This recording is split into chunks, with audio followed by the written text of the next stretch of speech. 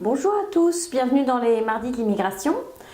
Alors cette semaine, je ne vais pas vous faire de lecture ou parler trop longtemps parce qu'on a un gros sujet avec Valérie. On vous parle notamment de ce qui s'est passé en fait, ce qui a été annoncé par le ministre de l'immigration du Québec quant à la suppression des 18 000 dossiers des personnes qui s'étaient inscrites sur Mon Projet Québec. Donc 18 000 dossiers qui représentent à peu près 50 000 personnes. Donc on se retrouve tout de suite là après la pause avec Valérie, on fait le point à ce sujet et puis ensuite on enchaîne avec Fabrice qui comme d'habitude va vous parler de l'immobilier ici sur Montréal. Allez, à tout de suite. Conseil de pro vous est présenté par Valérie Flatt, consultante réglementée en immigration canadienne. Bonjour Valérie. Bonjour Géraldine. Bon, comment vas-tu aujourd'hui? Écoute, ça va bien. Bon, après la tempête de C'est neige. ça, ce que j'allais dire, une sacrée tempête de neige. Là, on a notre petite dose. C'est ça, là, j'ai commencé à en avoir un peu marre, non? Non, moi ça va encore. Ouais, non, c'est sympa. Ce qui est compliqué, c'est quand vous devez prendre votre voiture, la sortir du stationnement, ou vous garer entre deux énormes monticules de neige avant qu'ils les enlèvent. Et Bon, voilà. en même temps, c'est le fun, c'est l'aventure. C'est l'aventure, ça fait partie de l'hiver. C'est ça, Voilà. exactement. Alors, dis-nous, aujourd'hui, On va parler qu'est-ce qui s'est passé? de Mon Projet Québec et de Arima parce que je reçois tellement de messages et puis de questions. Là, j'ai l'impression que les gens sont un peu mêlés. En panique, hein? Mêlés Oui, par rapport à parce que toutes c'est les ça. annonces et puis les C'est contre-annonces et puis les changements. C'est ça, et notre cher joli ministre de l'immigration, Monsieur Jolin Barrette, c'est ça, Alors, a fait une grosse annonce, hein, c'est ça, comme voilà, quoi, donc il y a la loi 9 qui est lancée, qui est en cours de ratification. Voilà, en c'est cours ça, de ça va discussion. prendre quelques mois. Donc D'accord. arrêtez de me demander si j'ai des nouvelles. Si j'ai des nouvelles, je vais le Je poster. vais le donner, c'est ça. Ouais, je vais pas vous répondre chacun un par un parce que je reçois tellement de messengers qui me demandent est-ce que j'ai des nouvelles tous les jours, c'est juste pas possible. Allez sur le Facebook de Valérie, VF Immigration. Là, d'ailleurs, tu as fait une super annonce sur les permis d'études. Donc, allez-y, dès qu'il y a quelque chose Dès de qu'il y a quelque nouveau. chose, je le poste. C'est ça. Voilà. Donc, allez. et puis avec le décalage en France, vous l'avez dès le réveil le matin. Donc vous êtes les premiers à le savoir. C'est ça. Parce que je le fais l'après-midi, le soir, donc vous êtes sûrs d'être servis C'est le ça. matin au Ceux réveil. qui sont sur le réseau horaire Europe, Afrique, tout ça, vous les avez. Vous les avez êtes en tranquilles. toute fraîcheur. Voilà. Donc non, c'est vrai que ça va prendre plusieurs mois, quoi. Quand on fait un dépôt de loi comme ça, il y a des discussions, c'est discuté à l'Assemblée avant que ce soit adopté. On parle de juin. Ok, donc c'est pas prêt encore. Ce qui est sûr, c'est que ça met un peu de cafouillage. Est-ce que ça stoppe quand même Là, la gestion des dossiers? Tout est congelé, là. Que ce soit Arima ou Mon Projet Québec, il n'y a plus rien qui avance. Bon, voilà. Donc, c'est long, vous l'avez dit. Là, c'est encore plus long. Voilà, c'est sûr. Donc avant, il va certainement y avoir des rebondissements. C'est un peu Dallas. Donc, il faut suivre semaine par semaine. Moi, tous les matins, je Google sur les news pour voir ce qui est sorti, ce qui s'est passé dans la nuit. C'est voilà. ça. Mais en fait, c'est sûr qu'il y a des rebondissements. C'est sûr que tous les professionnels, que ce soit les consultants en immigration, les avocats, on est tous sur le qui-vive. Et bien sûr. On fait tous des lettres au ministre. On essaye tous de parler en votre faveur, en fait. Tous ces dossiers en attente, on essaye de faire en sorte qu'il se passe quelque chose. Mais voilà, quoi. Tant que vous allez recevoir des nouvelles petit à petit, ça se fait pas du jour au lendemain. Il y a beaucoup de parties qui sont impliquées dans toute cette démarche. Et du coup, le temps que tout le monde discute avec tout le monde, et même avec le fédéral, il faut que tout le monde se mette d'accord. Ça va prendre un peu de temps. Ça va prendre un peu de temps. Bon, la grosse inquiétude, c'est quand même ceux qui se sont mis sur Mon Projet Québec, ceux qui se sont mis sur Arima, ceux qui de Mon Projet Québec sont ici, et etc. Donc voilà, qu'est-ce que tu as comme nouvelle pour tous ces gens-là? La nouvelle de la semaine, c'est que il y a les 18 000 dossiers sur Mon Projet Québec qui représentent à peu près 50 000 personnes. De ces 18 000 dossiers, on imagine qu'il y en a en fait 3 500 qui sont encore au Québec. C'est ceux-là qu'on va essayer de sauver en fait. C'est ceux-là à qui on va donner la priorité pour essayer de voir si on peut les traiter. Alors sur ces 3500, il y en a évidemment qui ont quitté le Québec en attendant parce que leur visa venait à échéance. Voilà. Donc ils étaient obligés de faire quelque chose et éventuellement de quitter le Québec. Donc ils vont voir combien il y en a qui sont effectivement ici. Mais c'est vrai que ce sont ces dossiers-là que pour le moment, le ministre essaye de voir s'il y a une issue possible et de toute manière, ils vont être obligés de se faire un profil sur Arima. De toute manière. C'est-à-dire qu'ils ne vont pas être sauvés de Mon Projet Québec à être traités. On va leur demander de se mettre sur Arima. Et sur Arima, vous êtes sur Arima, on vous demande si vous avez déjà un dossier, vous avez déjà fait une demande d'immigration, de CSQ, et on vous demande votre numéro de client.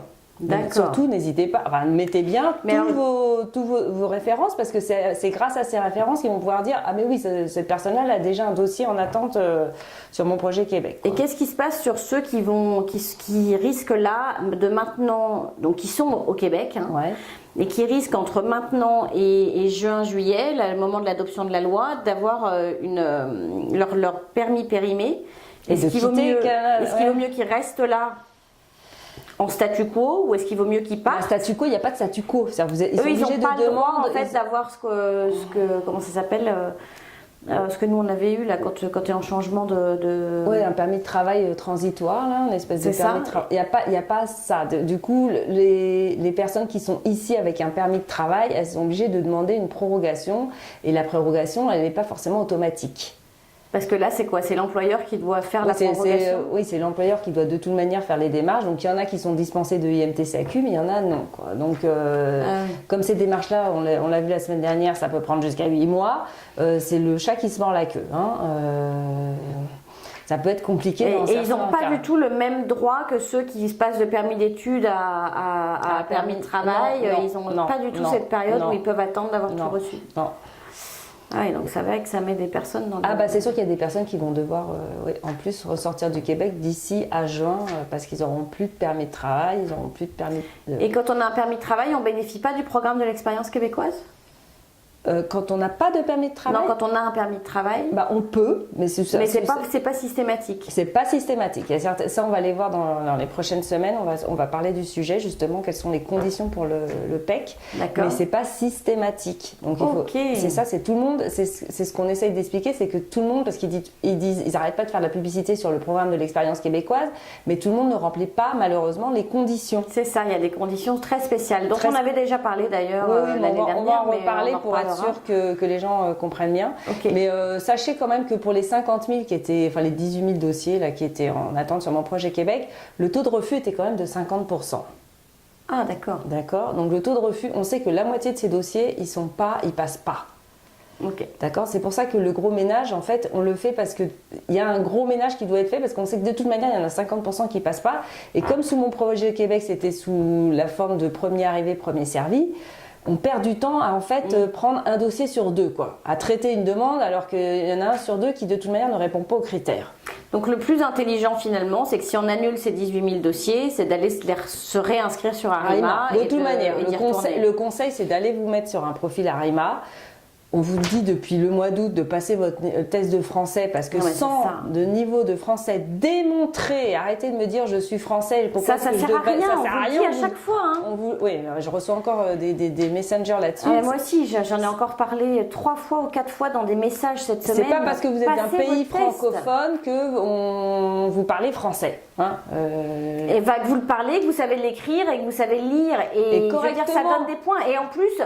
La CAQ, là, le nouveau gouvernement du Québec, ils en font un point d'honneur. Vous devez parler français. C'est pas parce que vous êtes né en France que vous parlez français. Pour eux, c'est écrit même pour le. C'est ça. Donc je veux dire, c'est vrai que ça peut vous paraître stupide, mais je veux dire, c'est le seul moyen de le démontrer. C'est le seul moyen de le démontrer de façon officielle, même si ça paraît être évident que quand on est né en France, on parle français, parce que voilà. Eux, ici au Québec, vous pouvez être né au Québec et parler anglais. Donc, je veux dire, comprenez que ce soit différent. Passez ce test. On ne se pose pas de questions, on passe le test. Voilà, on passe, point. Et si vous ne l'avez pas passé, c'est sûr que vous vous éliminez. Vous éliminez tout seul. On se met une balle dans le pied, t'es d'accord? Carrément. Il y a pas de... On vous veut, je veux dire, on vous veut et on veut savoir que vous parlez français. Vous ne mettez pas une balle dans le pied. Autant mon projet Québec, c'était premier arrivé, premier servi, donc il y avait un moment, on allait regarder votre dossier, forcément. C'est ça. Même si c'était pour vous refuser. Autant sous Arima, ça ne va pas être premier arrivé, premier servi. C'est des critères, c'est par critère. C'est par critère, c'est-à-dire qu'on va donner priorité à, tiens, comme par hasard, ceux qui ont démontré qu'ils savaient parler et écrire français.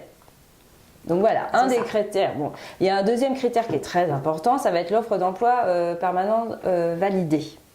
Donc ça, si Alors vous qu'est-ce êtes que au c'est que Québec, ça, l'offre d'emploi permanente validée? alors en fait, c'est l'offre d'emploi c'est l'emploi qui est permanent. C'est pas l'offre qui est permanente. D'accord. C'est l'offre d'emploi permanent. Donc en fait, c'est votre employeur ici au Québec qui fait une petite démarche. Ça lui revient à 198 $. Ok. C'est pas très compliqué. Et qui explique que c'est un poste permanent. Oui, qu'il est prêt à attendre, en gros 1 an, pour prendre quelqu'un parce que ça va lui prendre 1 an minimum pour former une personne qui serait...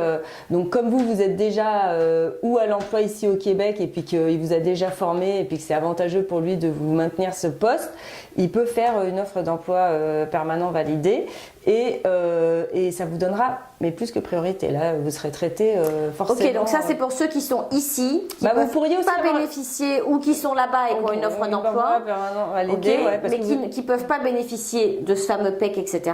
Exactement. Et donc ils demandent ça, l'offre d'emploi permanent validée, qui coûte. 198 $ à l'employeur. Donc vous entendez bien, hein, on vous répète, offre d'emploi permanent Validé. validée.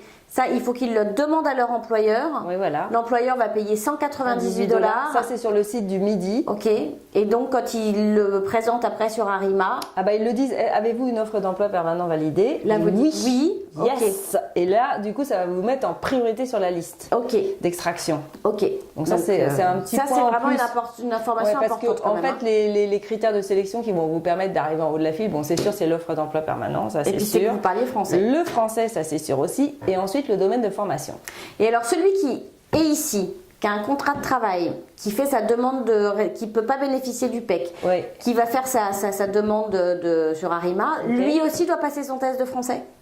Ah bah oui. Pour toute demande sur Arima, Là, donc de résidence permanente, non, que il vous faut soyez au démontrer- Québec, en France, en Afrique, en Asie, démontrez que vous parlez français. Ouais, Arima, c'est obligatoire. Donc ça, il faut Ok, je vais certainement écrire un article en plus là-dessus ou faire un... ok, Le niveau de français sur Arima, c'est vraiment un point de critère de sélection c'est essentiel. un must. Ouais, non, mais ça c'est sûr. Puis surtout là, la CAC, je vous dis, ils en font un point d'honneur. Donc on démontre qu'on parle français. Ils veulent du français, du francophone.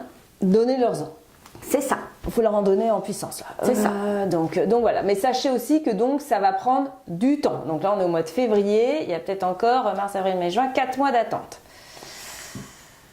avant que la loi définitive soit votée. Peut-être. Alors que tout peut arriver avant, mais on va se donner... Bah, je comprends que, tu sais, j'ai vu pas mal d'articles de gens qui s'énervent sur les blogs, qui s'énervent sur Radio-Canada, qui écrivent. Il y a même une femme qui a été interviewée qui est en situation de panique. Il y a une grosse émission d'ailleurs, je ne sais pas si c'est ce soir ou si c'était hier, le 24-60, là, avec une journaliste. Ah oui, le 24-60, ils vont parler vraiment de l'immigration. Peut-être que je pourrais vous le filmer. Mais c'est vrai qu'essayer de ne pas paniquer, essayer de ne pas prendre de mauvaises décisions, tu es d'accord? Éventuellement, contacter Valérie. Je veux dire, ça vous coûte rien de passer 1 heure, alors ça coûte de l'argent, mais éventuellement de prendre 1 heure de consultation avec Valérie pour que vous puissiez échanger. Toi, tu fais régulièrement aussi, pour ceux qui sont ici, des conférences. Oui. Donc, allez à ces conférences, suivez sa page Facebook, voyez les choses, restez pas seul, faites-vous accompagner. Je vous dis pas de passer tout votre dossier à Valérie, mais voilà, allez demander des vrais conseils à des professionnels. Et c'est ce que tu dis tout le temps, chaque immigration est différente. Oui. Non, ça c'est sûr qu'il faut déjà que vous, de toute manière, priorité 1, allez vous mettre sur Arima. C'est ça. Vous êtes déjà 91 000. Hein. Ah, ça y est, ça a augmenté là. Ouais. Il y a quand même les gens ils sont allés. Les gens y vont. Il y a 91 000 intéressés en tout cas. Après ça, je ne sais pas s'ils ont tous validé. Donc là, Arima est ouvert. Arima, on peut y aller. On peut de toute manière mettre son profil. C'est congelé au niveau de l'extraction. Oui, il y a pas mais au d'extraction. moins il y a. Et arrêtez de me demander s'il y a quelqu'un qui a déjà été extrait. Non, il n'y a personne qui a été extrait pour le moment. C'est juste tout le monde met son profil et après ça, éventuellement, ils vont faire des extractions. Et donc ça n'a rien à voir avec votre ordre d'arrivée. Donc il n'est pas trop tard pour passer le test de français et mettre à jour votre profil, puisqu'on l'a déjà dit, votre profil Arima, vous pouvez l'enrichir à tout moment. C'est-à-dire que hop, vous arrivez à une année d'expérience professionnelle en plus, comme ça donne des points, vous rajoutez votre année d'expérience professionnelle en plus. Par exemple, c'est ça. vous passez le test de français, vous le rajoutez. passer le test d'anglais, vous pouvez le rajouter aussi. C'est ça. N'importe Ce qui est quoi. très bien, c'est qu'on peut vraiment aller rajouter les choses un peu au fur et à mesure, retourner dessus, il est voilà. enregistré, il est là. Il est là, et puis ça reste là. Et puis du coup, le jour où il y aura enfin des extractions, bah, vous serez prêt. C'est ça. Il faut être prêt, en fait, il faut être prêt, mais ça, on vous le dit depuis le début. C'est pas comme si on ne l'avait pas dit. On avait fait quand même toute une émission pour expliquer comment fonctionnait Arima, la plateforme. Donc je veux dire, revenez dessus si vous avez du mal à compléter. On veut bien vous refaire à nouveau l'émission, mais elle est faite, donc allez la regarder. C'est ça, il n'y a pas eu de changements radicaux. Ouais. La seule différence, ça serait que si vous aviez un profil sur Mon Projet Québec, à la question est-ce que vous avez déjà fait une demande, oui. Il faut dire oui, et mettre le numéro du projet de Québec. Mettez votre numéro de référence pour que justement ce soit lié et puis que on sache que vous aviez déjà fait une demande. C'est ça. Donc c'est tout, mais sinon pour le reste, et puis éventuellement vous allez recevoir la petite lettre qui va vous dire on va vous rembourser. Donc ça, ils vont vous rembourser éventuellement sur Mon Projet Québec. Mais pas de panique, dans ces cas-là, mettez-vous sur Arima. Vous allez être remboursé de Mon Projet Québec, mettez-vous sur Arima. Il ne faut pas, je pense qu'il ne faut pas que vous rentriez dans un système c'est sûr que ça vient réveiller en vous des émotions qui sont de la colère, de la frustration, c'est normal. Mais je veux dire, essayez de prendre, c'est vrai que c'est un peu pas très sympa peut-être de vous dire ça quand on est ici, mais essayez de prendre du recul, de voir les choses différemment. Je pense que ces changements de loi sont pour un mieux. De toute manière, ça sera pour plus rapide, parce ça. que même s'il y avait 50% de taux de refus sur 18 000 dossiers, on a vu que ça allait mettre beaucoup de temps à être traité. C'était à peu près 60 mois. Maintenant, même si vous êtes 91 000 versus 18 000, on va dire, mais c'est pas grave, parce que là, du coup, ce qu'on va prendre, c'est vraiment ceux pour lesquels on est pour les critères de sélection. Oui, qui vont pouvoir trouver du travail ici, s'implanter sans aucun problème. Ce qu'ils veulent, c'est pallier la pénurie d'emploi au Québec. Donc c'est sûr que les critères de sélection, ça va être aussi si vous acceptez d'aller en région et de pas rester juste sur Montréal. Ça, c'est sûr que c'est un must. C'est pareil, ça va vous donner un petit point supplémentaire. Donc je veux dire, il y a des choses qui sont extrêmement importantes, qui sont donc démontrées qu'on parle français. Éventuellement avoir une offre d'emploi validée. Okay. C'est sûr que si on a un intérêt pour les régions plus que Montréal et la ville de Québec, c'est aussi intéressant pour le Québec. Et puis voilà quoi. Et puis dans le pire des cas, si vraiment vous êtes impatient, là, il y a toujours en Ontario, il y a toujours le programme francophone du côté Ontario. Pour lequel il faut quand même parler anglais. Hein. Oui, je vous le rappelle, si vous partez en dehors du Québec, déjà au Québec, l'anglais sera un must pour trouver du travail. C'est ça, il faut quand même être capable. Moi, je me rappellerai toujours de cet article que j'avais lu d'un couple belge qui s'était installé en Colombie-Britannique, non, peut-être pas Colombie, enfin bref, dans une région ailleurs que le Québec au Canada, où on leur avait dit qu'ils trouveraient du travail, qu'il y avait une belle communauté francophone, donc ils avaient été pris. Sauf que le monsieur ne parlait pas anglais, la femme non plus, et que donc il n'a jamais trouvé de travail. Voilà, ouais. Au bout de 5 ans, il a grillé toutes ses économies, il est parti. Ok. Non, ça c'est sûr que si vous partez en dehors du Québec, l'anglais c'est vraiment, c'est obligatoire quoi. Vous devez être bilingue français-anglais pour pouvoir trouver du travail. C'est bien beau d'avoir le français, mais si vous n'avez pas l'anglais, c'est sûr que personne ne va vous prendre. Donc voilà, mais il y a d'autres options en dehors du Québec, des fois que vous en ayez marre du Québec, parce qu'on est bien conscient qu'il y en a qui vont juste jeter l'éponge et puis dire il y en a marre du Québec, on va aller voir ailleurs.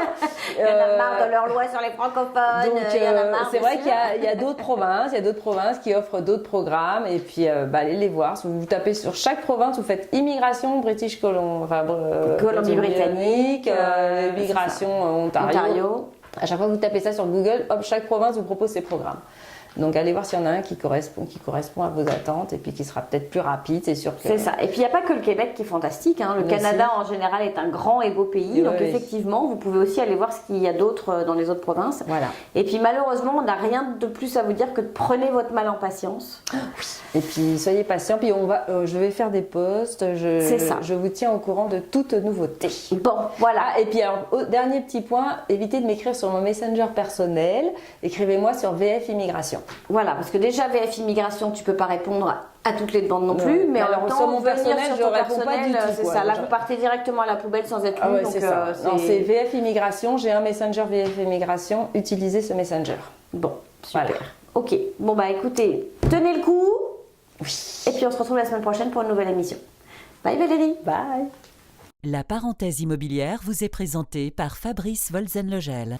Bonjour Fabrice. Bonjour Géraldine. Alors, dis-nous tout cette semaine, quel est le sujet Le sujet du jour. Donc, C'est le ça. sujet du jour, ça répond à une promesse qu'on a faite dans une précédente capsule. Parce qu'on tient nos promesses. On tient nos promesses. On va dire l'histoire et du timing. Ok. Parce que on est en début de saison. On reçoit pas mal de contacts et d'appels de gens qui nous disent j'arrive au mois de juillet, j'arrive au mois de juin, j'arrive au mois d'août, je cherche un appartement, quand est-ce que je dois m'y prendre, comment est-ce que ça va se passer, quelles sont les choses importantes, est-ce que je dois venir, est-ce que je dois venir avant, est-ce que je peux ça le marche faire en saison aussi. Est-ce que je peux le faire par FaceTime, est-ce que je peux le faire, voilà. Donc ma réponse à ça, c'est qu'il n'y a pas de règle. Déjà, de toute façon, soyons Moi, je clairs. m'attendais à quelque chose de super sérieux. Non. Oui, Il les y a locations pas- au Canada, au Québec, c'est le 1er juillet, donc c'est. Alors. Eh ben non, je me suis fait avoir. Non, Merci je suis- Fabrice. Je suis entièrement d'accord. Je suis entièrement d'accord. Ok. C'est le 1er juillet. Mais quand je dis qu'il n'y a pas de règle entre le fait de venir sur une période courte, de le faire en FaceTime ou que ce soit un ami qui vous représente ou de le faire entre guillemets à l'aveugle, c'est parce qu'en fin de compte ça dépend de vous. Déjà premièrement, ça dépend de votre tolérance quelque part au risque et de votre tolérance à dire je vais louer un appartement ou je vais acheter, ça arrive aussi, mais Est-ce que on va vous êtes plutôt prêt parler. à sortir de votre Voilà. zone de confort Alors, vous en sortez déjà pas mal en venant ici, mais le fait de dire est-ce que je suis capable d'accepter qu'en voyant un appartement en FaceTime, je vais le louer, voire Ça l'acheter, arrive, hein. Voilà, ça m'arrive régulièrement. Bien mais sûr. Ou est-ce que vous voulez à tout prix le voir physiquement, ou quelqu'un que vous connaissiez le voit physiquement, ou même il y a des gens qui le louent sur une petite annonce, c'est-à-dire qu'ils ne le voient même pas Même pas en en FaceTime. FaceTime, juste dans la déclaration. Ça dépend de vous. Donc moi là-dessus, j'ai pas de conseils à vous donner, sinon que évidemment, si vous venez le voir, vous ne pourrez pas incriminer les autres, ou que si Ça, vous c'est sûr. ça c'est le premier point, ou que si vous déléguez à quelqu'un d'autre, Vous ne pourrez pas acceptez- l'incriminer non plus, hein, vous- parce il qu'on faudra n'est pas accepter vous. que ça hein. puisse ne pas correspondre exactement, mais C'est qu'en clair. tout cas ça soit quelque chose de bien. Moi j'ai l'habitude de faire ça avec des clients, ça s'est toujours bien Sachant qu'on passé. vous fait quand même signer, il me semble, des documents qui Disons font que. disons qu'on met en garde sur le fait que vous ne l'avez pas vu, mais C'est ça. donc c'est à vous de faire en sorte d'assumer vos responsabilités. Jusqu'au D'accord. bout, c'est ça, Alors, on est d'accord. Ce qui est sûr, par contre, c'est qu'on a un timing. Le timing, tu l'avais très bien évoqué tout à l'heure, c'est que le grand changement des locations, c'est le 1er juillet. Ah, D'accord. quand même, je ne dis pas Voilà. que des bêtises. Non, c'était très bien. C'était très bien. Donc 1er juillet, ce qui veut dire que les locataires en place ont jusqu'au 31 mars pour donner leur préavis, le fait qu'ils s'en vont. Donc aviser Alors- le propriétaire. Alors, Ils vont attends, quitter. parce que la semaine dernière, on avait dit pas de préavis, Ouais. mais alors. C'est le fin on de va- bail. Ça, c'est la fin de bail. C'est ça. En règle générale, C'est un les gens. préavis de fin de bail Voilà. autorisé. C'est pas un préavis, genre je m'en vais Tout dans à 2 fait. mois. Quand, Non, voilà, non. hein, donc ça, Tout à faut bien fait. différencier. hein. Je refais une petite mise à jour. En Vas-y. général, vous allez signer un bail de 1 an. C'est ça. Du 1er juillet au 30 juin de l'année. On va dire que c'est la grande majorité, mais ça peut être pareil sur n'importe quelle autre date. Si vous ne bougez pas ou si le propriétaire ne bouge pas dans les délais dont on va parler, votre bail, il est tacitement reconduit. Donc ça, il faut le savoir. C'est ça. C'est-à-dire que ce n'est pas parce que vous avez un bail qui s'arrête le 30 juin que Que vous allez pouvoir partir le le 30 29 juin. juin, vous appelez le propriétaire en disant comme Bon, prévu, bah, je comme m'en vais prévu, je demain. m'en vais, ok. Je m'en vais demain. Non, ça ne marche pas comme ça. Non, ça ne marche pas du tout comme ça. Il faudra que vous ayez prévenu votre propriétaire et votre limite pour le prévenir, c'est 3 mois avant, sur un Ok. bail de 1 an. Donc, ce qui veut dire que votre limite, c'est le 31 mars. Donc, tout ça pour venir dans l'idée que à partir du 31 mars, normalement, tous les propriétaires savent s'ils ont leur locataire reste pour le 1er juillet ou s'il s'en va. D'accord, donc si je préviens mon locataire le 1er mai, mon propriétaire le 1er mai, et qui me dit ah ben non, vous allez Trop tard. prévenir, c'est trop tard, il a le droit de me dire ben non, vous C'est repartez reparti pour un an. C'est arrivé à un de mes clients l'année passée, on n'était pas sur cette date-là, on était au mois de février, c'était un peu compliqué, et entre guillemets, il s'est fait dépasser sur son délai de 2-3 jours. Et là, c'est non négociable ou quand alors, même on- après, c'est que de la bonne volonté. Le propriétaire est dans son droit de vous dire, bah non, vous restez 1 an de plus. Donc après, on en revient à ce qu'on disait sur la capsule de la semaine Oui, dernière. oui, complètement. On peut sous-louer, on peut céder, mais en tout état de cause, là. Donc il faut mieux, pour revenir à ça, on a donc un délai. Et donc tout ça pour dire que le moment où on a le plus de biens à la location sur le marché, Parce que ça va libérer en fait, Ça va libérer c'est les là où les choses. biens vont rentrer. donc c'est entre le 15 mars et on va dire fin avril, mi-mai. Ça, c'est Ok. vraiment la période sur laquelle on a le plus de choix. Est-ce que Et ça cela arrive- signifie qu'après mi-mai, il n'y a plus de location sur trouve- Montréal ou On aux trouve alentours toute l'année des locations. Bon. Mais c'est là où on a un vivier le plus important. Et donc, pour répondre à la question des gens qui veulent venir, quand est-ce que je dois venir, idéalement, il faut venir dans ce créneau-là. D'accord ? Donc, idéalement, il faut venir au mois d'avril. Si on me pose la question, moi, je dis toujours... C'est une saison qui vaut ce qu'elle vaut, mais en tout cas, c'est là où vous aurez le plus de choix. Après, Si c'est votre première visite au Québec, c'est pas la meilleure période, Voilà. mais après, Mais venir au mois d'avril, par exemple, ça vous permet de voir. Mais vous aurez aussi que ce qui est disponible pendant la semaine où vous êtes là. Donc c'est un choix. Après, le fait de venir propose aussi de faire que vous allez peut-être pouvoir trouver votre logement, mais vous allez aussi pouvoir faire plein d'autres choses. Vous allez complètement. pouvoir aller à la banque ouvrir votre compte en banque, vous allez pouvoir aller trouver les écoles, vous allez pouvoir commencer à repérer certaines choses et tout. Donc, ça a un coût tout ça, mais à la limite, si vous êtes plutôt quelqu'un qui a besoin d'être sécurisé, qui se dit qu'il n'a pas tellement envie d'anticiper, de prendre trop de risques majeurs, bah, le fait de venir vous permet de trouver un appartement que vous avez vu, de le réserver, vous permet de faire vos opérations bancaires, de faire vos opérations d'école et tout, et donc d'arriver au mois de juillet ou au mois d'août en ayant fait quand même beaucoup de choses. Et puis il y a quand même, je veux dire, on peut quand même trouver last minute des prix intéressants sur. Il y a pas que Air Canada ou Air France, il y a aussi Air Transat. Il me semble qu'il y a aussi. Il y a WOW maintenant qui vous fait passer c'est par. ça. Alors WOW, il y a un arrêt. Il y a un arrêt, mais. C'est vrai que vous pouvez venir pour, allez, on va dire entre 4 jours et une semaine. C'est vrai que c'est sécurisé.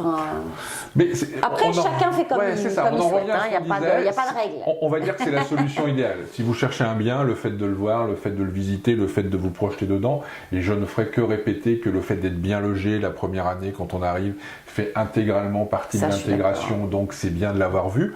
Mais on peut aussi comprendre que ça a un coût si on doit venir en famille, de billets d'avion, l'hôtel, etc. Donc, c'est l'idéal, mais ce n'est pas que la seule solution, mais en tout cas, c'est une solution. Et la visite en FaceTime se fait très bien. Ce qu'on fait de plus en plus, et notamment pour la location et qui marche très très bien, c'est ça. C'est-à-dire que globalement, nous en tant qu'agent, on vous représente, donc on fait notre sélection, on vous l'envoie, vous nous dites les 4-5 qui vous intéressent, on va visiter, on prévoit un créneau en début d'après-midi ou en fin de matinée, ce qui fait en Europe, on va dire plutôt le début de soirée, milieu de soirée, et on fait un FaceTime qui vous permet de visualiser l'endroit. Ça, c'est parfait. Et puis très souvent, quand les gens ont aussi un ami qui est là ou quelqu'un, on demande qu'ils viennent en même temps. Comme ça, les deux avis mélangés vous permettent, sans vous déplacer, d'avoir quand même un avis objectif, clair, sur le bien, d'accord? Et alors moi je vous dirais une petite chose supplémentaire que j'avais fait. Alors vous n'êtes pas obligé de le faire, moi ça m'appartient, mais c'est vrai que et d'ailleurs il me semble, Fabrice, que c'était toi aussi qui m'avais donné ce conseil à l'époque, c'est d'aller sur Google Maps parce qu'il y a systématiquement l'adresse du bien. Ouais. Vous vous mettez en face du... Et puis moi après, vous savez, votre petit bonhomme jaune là, dans Google Maps, vous pouvez le déplacer. Donc moi je me déplaçais avec les petites flèches, je me mettais à différents endroits. Donc quelque part je visitais le quartier autour du bien. C'est important. Je visitais vraiment les rues adjacentes, j'allais voir s'il y avait des commerçants, s'il y avait des rues principales. Bien sûr, j'échangeais avec Fabrice, enfin avec l'agent en tous les cas pour savoir ce qu'il y avait autour. Et après, j'allais me balader. Et donc, je faisais vraiment une petite visite de quartier Google Maps. Vous en faites ce que vous voulez, mais si vous avez un peu de temps, ça sert. Voilà. Ça, c'est très très bien. Vous faites à la fois votre visite, vous prenez aussi de la hauteur, vous regardez au niveau des toits s'il n'y a pas une autoroute proche, s'il n'y a pas un train ou des choses qui pour vous pourraient être des nuisances importantes ou un centre commercial tout simplement collé sur votre jardin. Si vous êtes comme moi, sensible au bruit et que vous travaillez de la maison, une école. Voilà, donc et toutes ces choses-là, je dirais qu'au jour d'aujourd'hui, ce système FaceTime avec un ami ou pas, plus les nouvelles technologies dont on vient de parler, est un très bon moyen pour une location de vous éviter un voyage. Et puis surtout, ça nous permet de travailler sur une plus longue période.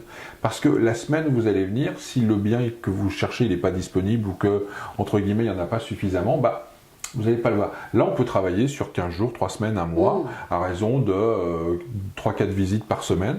Et forcément, on a une période un peu plus longue pour vous trouver le bien qui vous convient. Donc ça, c'est à mon avis une des bonnes solutions.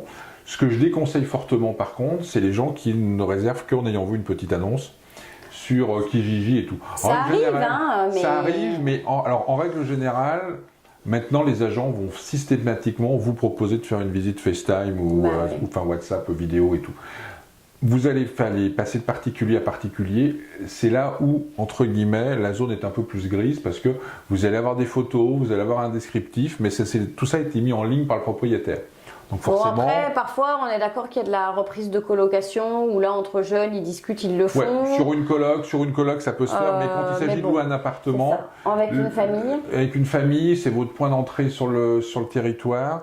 je dirais n'avoir que les photos, que le point de vue du propriétaire, et puis, entre guillemets, réserver, envoyer des fonds, c'est quelque chose que je déconseille. Ouais, je suis d'accord. Ça se fait encore beaucoup, mais sachez que vous rentrez dans une zone où les recours ou le risque sont plus importants. Donc, au moins, essayez d'avoir quelqu'un sur place qui puisse se déplacer, aller voir le bien. C'est quand même pas mal. Donc, un ami, une future relation de travail, je sais pas, moi, quelqu'un qui puisse ou entre guillemets vous aider. Moi, je trouve que ça peut être intéressant. Ouais, je suis d'accord. Mais en tout cas, ça, c'est les trois points, c'est les trois options, et je dirais qui existent au jour d'aujourd'hui. Donc, je voulais juste rappeler aussi 2-3 petites choses qui étaient importantes, Vas-y, on y va. de façon à ce que quand on se met en place son timing, je dirais, on soit clair.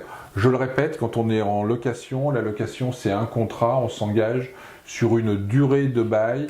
Et donc, on ne peut pas dire je vais le louer, j'arrive, s'il ne me plaît pas, je vais le rendre. Je change, Et puis, non. Non. Si on va vous dire c'est un an, vous êtes, entre guillemets, comme on dit ici, Et puis c'est pogné rare qu'on sur une accepte année. de vous louer pour 3 ou 6 Ouais, mois. non, en hein. général, si on C'est un an, en si on général, accepte de vous louer à distance pour 3 mois, attendez-vous à ce qu'il y ait quand même un truc pas très Ouais. clair. Enfin voilà, c'est un appartement, je parle évidemment, un appartement vide, Oui, c'est classique pas du Airbnb et tout ça, Pas hein, du c'est- Airbnb, mais si un propriétaire vous dit oui, j'ai aucun problème que vous veniez 3 mois, envoyez-moi un mois de dépôt, etc. Puis vous pourrez rester que 3 mois.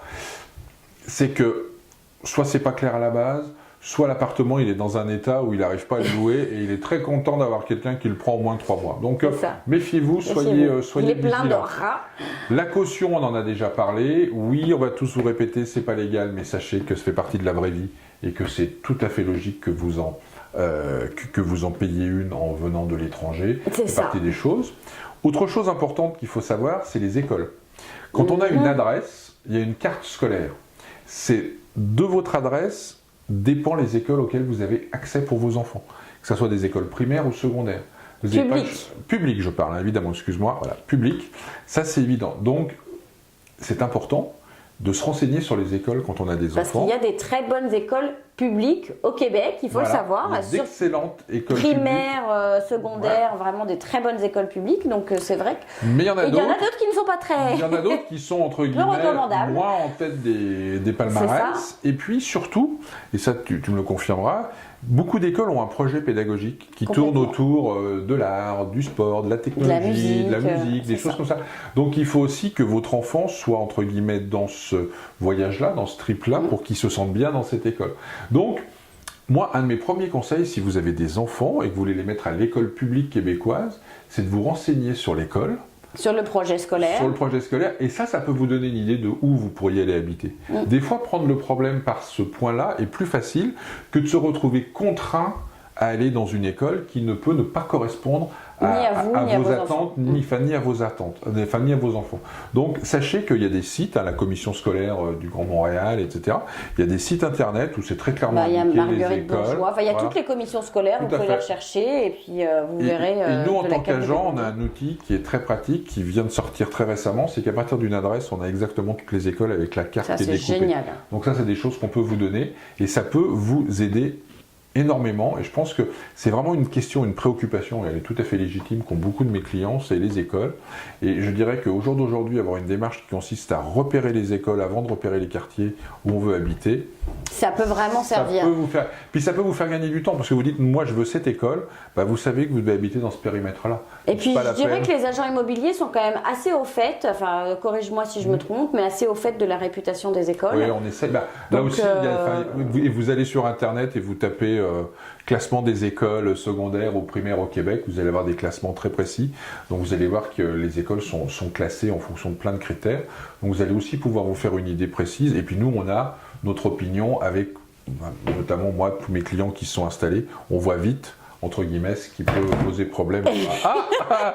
On se disait que ça allait tomber. J'ai fait les gros yeux, Fabrice, il y a 2 secondes, il a tapé sur la table et c'est tombé. Et voilà, le petit Bon. décor. Je ne bouge plus. Je ne bouge plus. Je vais être obligée de le tenir jusqu'à la fin de l'émission, Voilà. Fabrice. Petit point, c'est sur les écoles françaises. Quand je parle des écoles Oui. françaises, c'est Marie de France et Stanislas.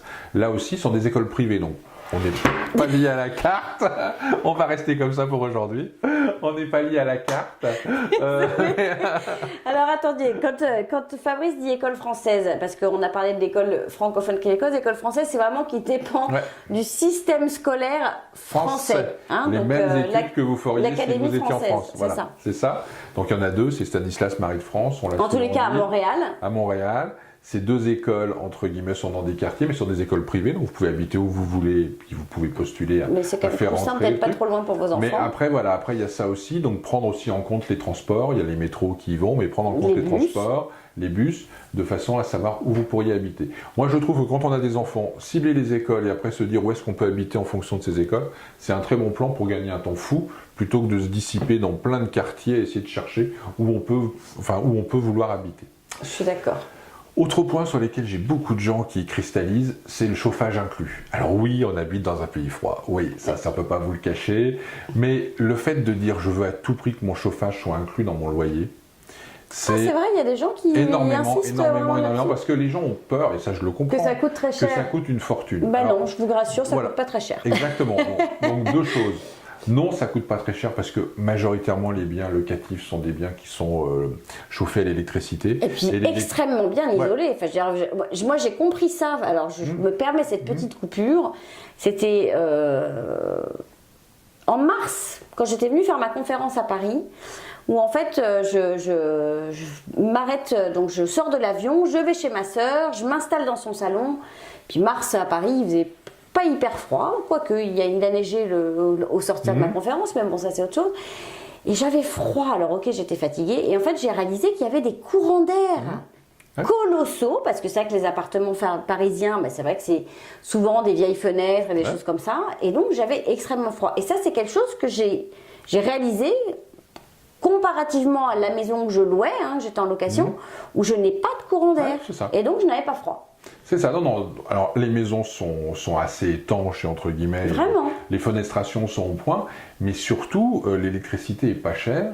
Donc, au jour d'aujourd'hui, le fait de chauffer une maison, c'est pas, et si la maison est, qu'on a dit, correctement isolée et tout, mais c'est la majorité, c'est pas un budget énorme. C'est-à-dire, pour vous donner un ordre d'idée, sur un appartement de 3 chambres qui va faire 100 mètres carrés, qui est aux normes, sans que ce soit quelque chose de neuf, qui est en chauffage électrique et puis l'électricité aussi pour éclairer, pour faire tout le reste, je veux dire, vous allez avoir un budget d'à peu près $1 500 par an pour tout ça. Ah, vraiment, moi j'étais étonnée. On avait une grande maison et on ne payait pas très cher. Un $120 par mois. C'est ça. Alors pourquoi je dis qu'il ne faut pas cristalliser sur le fait d'avoir le chauffage inclus?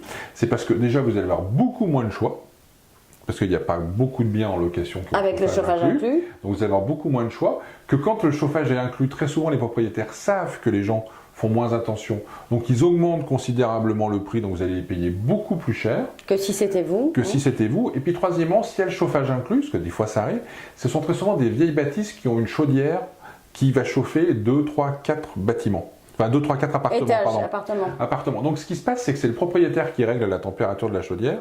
Et vous allez devoir vous mettre un radiateur électrique parce que vous aurez trop froid. Et vous n'avez pas le contrôle fin de la température dans votre logement.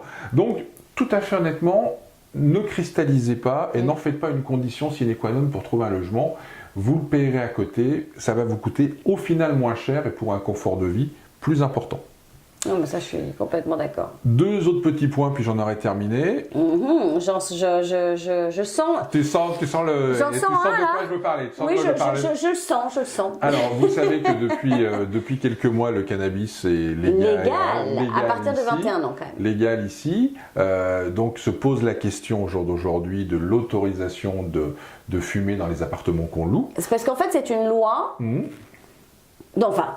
C'est légal, mais ça a permis de créer une loi qui va encadrer tout ce qui se fume.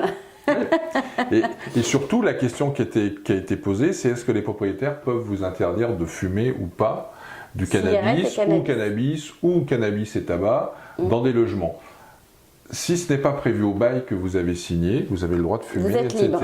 Et ce qui veut dire que, malheureusement, si vous êtes dérangé de façon, on va dire, chronique, moyenne, mais chronique par vos voisins qui fument du cannabis et tout, techniquement, vous n'avez pas beaucoup de recours. Parce que si c'est interdit par votre bail, par contre, c'est une interdiction stricte. Et si vous fumez ou vous fumez du cannabis dans votre logement et que... Alors que c'est interdit. C'est interdit et que donc forcément ça se, entre guillemets, propage dans le bâtiment, sachez que ça peut être un motif qui, si vous ne corrigez pas et ne faisiez pas en sorte d'arrêter, peut faire en sorte qu'on peut demander ce que vous soyez expulsé du bâtiment. Donc c'est pas parce que c'est autorisé et légal ici que vous avez forcément le droit de fumer du cannabis dans votre appartement. Donc attention à ce qui est marqué sur le bail, dans les deux cas d'ailleurs. Hein. Si vous voulez vraiment un bâtiment non fumeur, renseignez-vous bien, savoir si le bâtiment est non fumeur par exemple. Voilà. Je n'ai pas fumé de cannabis, mais je n'arrête pas de penser à ma fleur qui s'est déplacée. Je suis désolée. Et les livres qui sont tombés. J'ai une espèce de fou rire là qui... C'est pour vous dire que c'est en direct, c'est en direct live et que vous n'avez pas de soucis. Et puis qu'on ne va pas couper parce que finalement c'est très drôle et qu'on a envie de vous faire rire aussi. Exactement. Non mais c'est vrai que oui, ça peut poser problème et surtout je pense qu'il faut vraiment respecter ça parce que on est quand même dans une société où vos voisins, et ce ne sera pas, ce n'est pas la même façon que ce qu'on fait ailleurs en Europe, en France, mais ils peuvent vous dénoncer, ils peuvent aller dire à votre parce que c'est possible qu'ils aient le même propriétaire que vous, en tous les cas, ou aller se plaindre au service de la copropriété. Donc on va vous dénoncer si jamais vous fumez alors que c'est illégal. Donc voilà, sachez-le en tous les cas. C'est ça, et sachez que il y a des règles. Le cannabis est légal ici, mais que ça ne sous-entend pas que systématiquement vous ayez le droit, de façon inconditionnelle, de fumer du cannabis dans votre appartement. Voilà, c'était juste ça sur lequel je voulais pointer. Et puis parfois d'ailleurs, on va même, parce qu'on interdit le cannabis, du coup interdire la cigarette, parce que sinon il va y avoir des espèces enfin, il n'y a pas, c'est-à-dire qu'il y a pas vraiment de compromis, quoi. Si on en arrête un, on arrête l'autre. Hein. On a même vu dans les parcs maintenant, où avant on pouvait fumer une cigarette assis sur un banc, et comme c'était interdit de fumer du cannabis dans les parcs, et bah du coup c'est interdit de fumer des cigarettes dans les parcs. Voilà. Donc maintenant tout ce qui se fume fait partie d'un seul. Donc il faut trouver un sous-sol bien étanche pour pas les fumer sans. Le dernier point que je voulais aborder avec vous, parce que c'est souvent aussi un point bloquant et mes clients ont du mal à comprendre. Et puis des questions qu'on nous pose. Voilà, les questions qu'on nous pose, ce sont les animaux. C'est-à-dire, je viens, j'ai un animal de compagnie, exactement, j'ai un animal de compagnie, etc. On me dit non, on me dit non, on me dit non.